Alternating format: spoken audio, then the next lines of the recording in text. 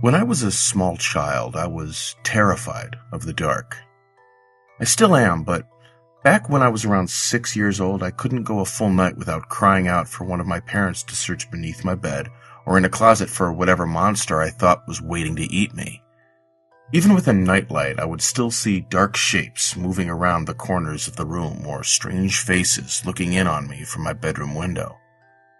My parents would do their best to console me, telling me that it was just a bad dream or a trick of the light, but in my young mind, I was positive that the second I fell asleep, the bad things would get me. Most of the time, I would just hide under the blankets until I became tired enough to stop worrying, but every now and then I would become so panicked that I would run screaming into my parents' room, waking up my brother and sister in the process. After an ordeal like that, there would be no way anyone would be getting a full night's rest. Eventually, after one particularly traumatizing night, my parents had had enough. Unfortunately for them, they understood the futility in arguing with a 6-year-old and knew that they would be unable to convince me to rid myself of childish fears through reason or logic. They had to be clever. It was my mother's idea to stitch together my little bedtime friend. She collected a large assortment of random pieces of fabric in her sewing machine and created what I would later refer to as Mr. Ickbarr Bigelsteine, or Ick for short. Ick was a sock monster, as my mother called him. He was made to keep me safe while I slept at night by scaring away all the other monsters. He was pretty damn creepy, I had to admit. Honestly, looking back on it all now, I'm still impressed that my mom could think of something so strange and disturbing looking. Ickbarr had the stitched-together look of a Frankenstein gremlin, with big white button eyes and floppy cat ears. His little arms and legs were made from a pair of my sister's black and white striped socks, and the half of his face that was green was made from one of my brother's tall football socks. His head could have been described as bulbous, and for his mouth, my mom attached a piece of white fabric and sewed a zigzag pattern to shape a wide grin of sharp teeth. I loved him at once. From then on, Ick never left my side, so long as it was after dusk, of course. Ick didn't like the sun and would get upset if I tried to bring him to school with me, but that was okay. I only needed him at night to keep away the boogeymen, which was what he was good at. So every night at bedtime, Ick would tell me where the monsters were hiding, and I would place him near the section of my room closest to the spookiness. If there was something in the closet, Ick would block the door. If there was a dark creature scratching at my window, Ick would be pressed up against the glass. If there was a big hairy beast under my bed, then under the bed he went. Sometimes the monsters weren't even in my room. Sometimes they would hide in my dreams, and Ickbarr would have to come with me into my nightmares. It was fun bringing Ick into my dream world, as he and I would spend hours fighting off ghouls and demons. The best part was, in my dreams, Ick could talk to me for real. How much do you love me? He would ask. More than anything, I would always tell him. One night in a dream after I lost my first tooth, Ick asked me for a favor. You have hero teeth. I asked him why. So bad for me, kill the bad face, He said. The next morning at breakfast, my mom asked me where my tooth went. From what she told me, the tooth fairy didn't find it under my pillow. When I told her that I gave it to Ickbarr, she just shrugged and went back to feeding my little sister. From then on, every time I lost a tooth, I would give it to Ick. He would always thank me, of course, and tell me that he loved me. Eventually, though, I ran out of baby teeth, and I was beginning to get a little too old to still be playing with dolls. So Ick just sat there on my bookshelf collecting dust, slowly fading away from my attention. Over time, the nightmares, however, became worse than ever. So bad that they even began to follow me in the waking world, terrorizing every dark corner or rustle in the bushes.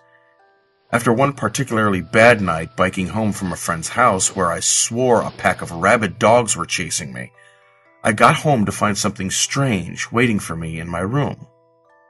There, on my bed, standing fully upright in the soft glow of the moonlight from my window, was Ickbarr.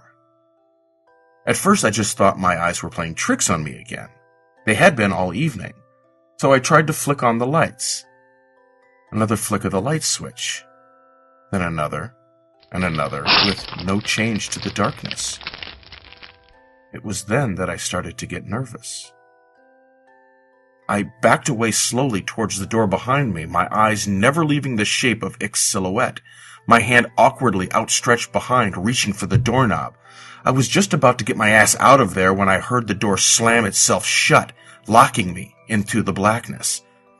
In nothing but shadows and silence, I stood frozen in place, not even breathing. For how long, I can't say, but after what felt like a lifetime of cold fear, I heard the shrill, familiar voice. Stop feeding me. So why should I protect you? Protect me from what? Let me show you. I blinked once, and everything changed. I wasn't in my bedroom anymore. I was somewhere else. It wasn't hell, but the comparison wasn't far off. It was some sort of forest, a horrible, nightmarish place where partial embryonic abortions hung from the canopy, and the ground swarmed with carnivorous insects. A thick fog wafted through the air, and with it, stench of rotting meat, while chartreuse lightning flashed across the night sky. In the distance, I could hear the agonizing screams of something not quite human. My head throbbed like it was about to explode, the pain forcing out a river of tears. In my mind, I heard his voice again. This is Roxy, reality food. Please have proof of me. I felt earth-shaking footsteps approaching fast. I am the only one who can stop this. It was behind me now, huge and angry, hot breath across my back. First me what's I need, then has real. I woke up before I could turn around. The following day, I raided my parents' closet for my brother's baby teeth, giving them all to Ickbarr. Almost immediately, the night terrors ceased, and I was more or less able to go on with my life as normal. From time to time, I would have to sneak into my little sister's room and snatch what was meant for the tooth fairy, or strangle one of the neighbor's cats and pry out its sharp little incisors. Anything to ward off the visions. Anything from a shark's tooth necklace to a cavity-ridden bicuspid. I also began to notice that Ick would move about my room whenever I left for any length of time, rearranging my stuff and hanging additional curtains. He was even beginning to look more lifelike somehow. In the right light, his teeth would glisten, and he was warm to the touch. As much as he creeped me out, I couldn't work up the courage to just destroy him, knowing perfectly well where that would leave me. So I went on collecting teeth for Ick throughout all of high school and college. The older I got, the more things I would learn to fear. The more teeth Ick would need to keep me safe. I'm 22 years old now, with a decent job, my own apartment, and a full set of dentures.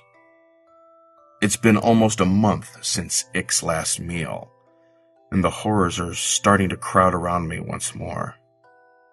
I took a detour through a parking garage after work tonight. I found a man fumbling with his car keys. His teeth were stained yellow from a lifetime of cigarettes and coffee. Even still, I had to use a hammer to get out the molars. When I got back to my apartment, he was waiting for me on the ceiling, in the corner, 2 white eyes and a mouth full of razors. How much do you love me? He asks. More than anything, I replied, taking off my coat. More than anything in the world.